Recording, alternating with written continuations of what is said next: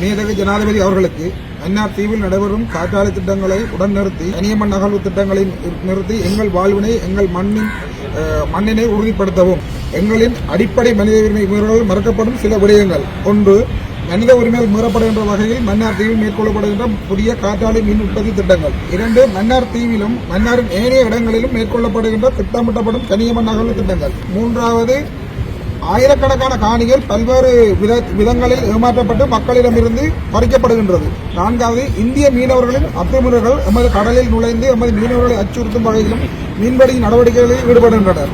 5வது, எல்லையற்ற விதத்தில் இயற்கை வளங்களை அளிக்கப்பட்டு மனித விரோத செயற்பாடுகள் மிகவும் வேகமாக நடைபெற்று வருகின்றது. 6வது, மக்களிடம் கலந்து பேசாமல் தன்னிச்சையாக மேற்கொள்ளப்படும் அபிவிருத்தி என்ற போர்வையில் வரும் திட்டங்களை மேற்கொள்ளப்படுகின்றது. மன்னார் மக்கள் சார்பாக அர்ப்பணி திரு மாக்கசடிவார்.